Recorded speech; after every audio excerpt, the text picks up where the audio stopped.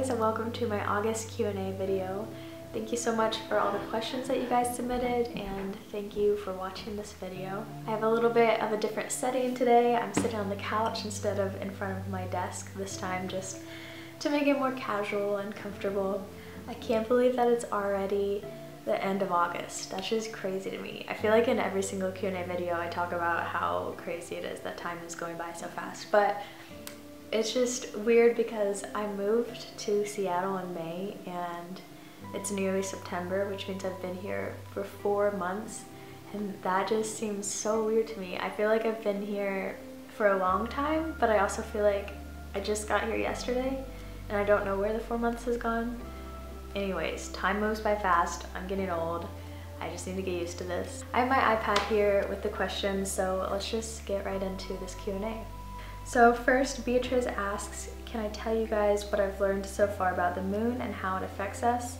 And can I give you some tips on how to start a lunar journal? So you guys might remember a while back, I think it was last fall, I made a lunar journaling video on my channel, and I meant to make that into a series and keep doing those videos, and then I just never made another video.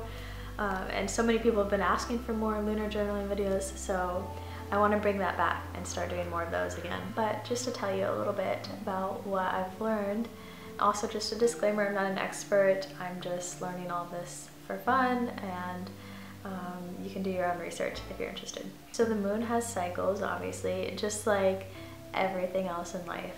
The seasons, our bodies, life and death. So at different points in the moon cycle, there are different energies, and these energies will affect us in different ways. So for example, a very basic example, when it's the full moon, the moon is kind of at its highest, most intense energy, and this is really a time for taking action or working on manifesting and just harness that high energy of the moon to work in your favor for doing things and taking action.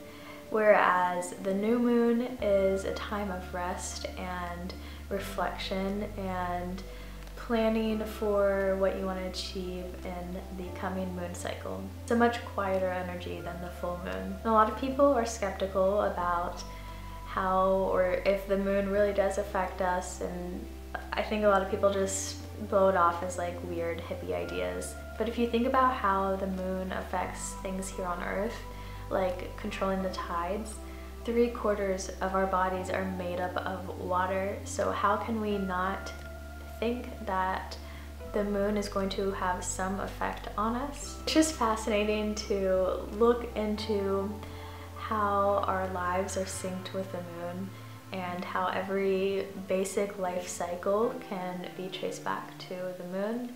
And we can learn how to work with these energies of the moon to live more productive or more creative lives. Sorry if that was kind of a jumbled mess. There's just a lot of things that I've been reading and I have a lot of ideas in my head. But I do want to talk more about this, hopefully in some YouTube videos coming up. But yeah, that's kind of what I've been reading about the moon and how it affects us. So next, Amelia left such a nice comment. Thank you so much, Amelia. I really appreciate that. I'm sending all that love back to you. And then she asks if I would consider doing lifestyle videos or more vlogs. So yes, for sure. I actually just recently posted a vlog, which is going to be the first video in a new series that I'm calling Studio Vlogs.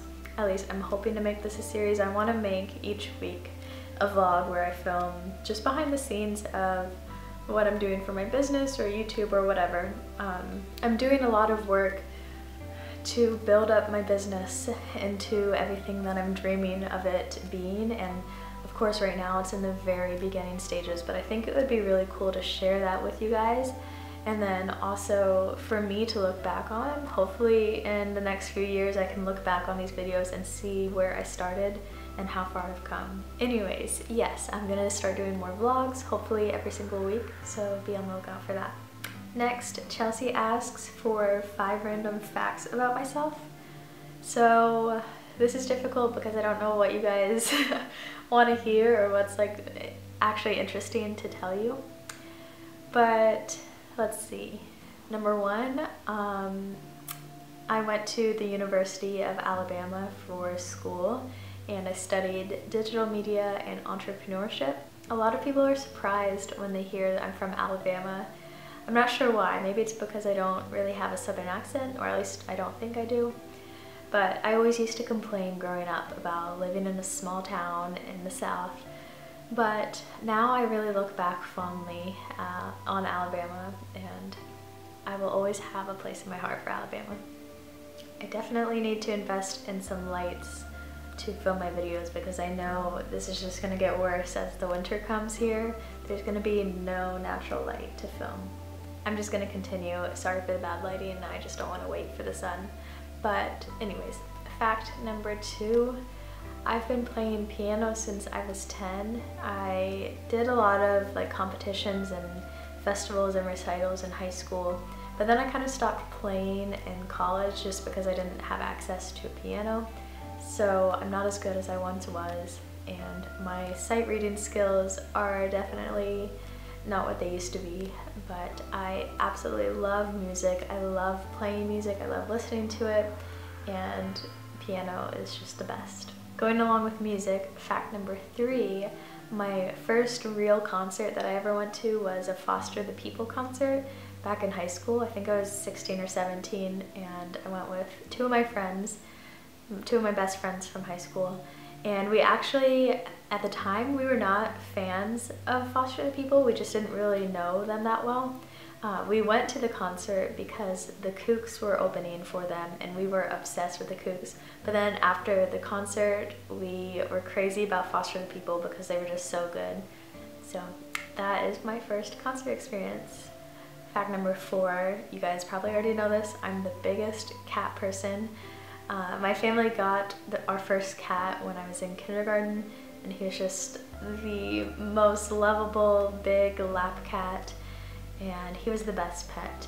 Unfortunately, he passed away a few years ago, but about a year after he passed away, I actually rescued 2 kittens while I was in college, and I couldn't have cats where I was living, or I couldn't have pets where I was living, so I convinced my parents to take them in.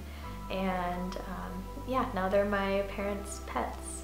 Fact number 5, I never really played organized sports growing up. It just never interested me, like joining the soccer team or volleyball or whatever. But I still did random physical activities. So when I was younger, like middle school, I did horseback riding for a little bit. Every summer growing up, I would go back to Virginia Beach to visit family, and me and all the other kids of the family would spend like every day surfing and swimming in the ocean.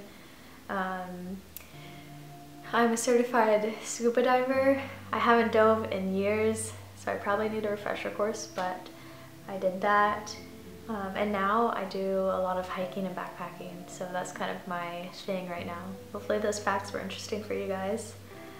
Next, Chelsea asks how I got into hiking and if I have any hiking tips or hacks, because she's also really into hiking. So I didn't really get serious about hiking until college, and I kind of halfway through college just decided that I really wanted to start backpacking. It just really appealed to me, and I kind of fell into this group of friends who also really enjoyed backpacking, and that's really where I learned more about it, and I started going on trips with them, and I got really interested in it, and obviously I still love backpacking, and that's like one of my main hobbies right now. So some tips for hiking slash backpacking, I guess. Number 1 is pack light. I made this mistake on my first backpacking trip. I packed way too much, and my backpack was so heavy, and it just made the hike so hard. So pack light is my number 1 tip. Number 2 is to invest in good shoes. If you're gonna invest in anything, get a good pair of shoes. That will save your feet from injuries or just make the hike more enjoyable because you won't be in as much pain. Next, if you're just getting into hiking slash backpacking, you can borrow gear from friends or family or rent it from outdoor stores or recreation centers or universities, recreation centers, just borrow or rent the gear before you start buying it, and you can slowly buy gear and start investing in new pieces. I slowly started building up my collection, and I'm still like buying things slowly because hiking gear is really expensive. But yeah, just try to borrow or rent if you're just starting out to see if you even like it, and before you start spending a lot of money. Then last tip, learn some outdoor survival skills. Nothing like crazy, but knowing how to start a fire or what to do if you're lost and all you have is a compass, or what to do if you cross paths with a bear, things like that. Not that you'll ever need to necessarily use those skills, but it's just nice to have that knowledge and have that peace of mind that if anything went wrong, you know what to do and you know how to keep yourself safe. Molly asks if I can share more about my vegan diet. Let's see.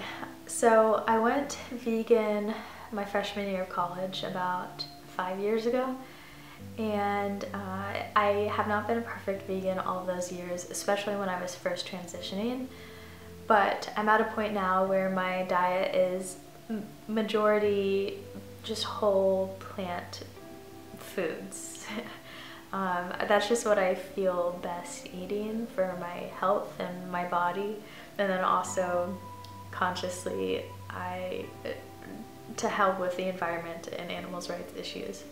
For me, veganism isn't about perfection or killing yourself over every mistake, but it's about making a difference with every meal choice that you make. So even if you're not vegan, but you choose to have one meal without animal products, that is making an impact, and that is making a difference, and that is commendable.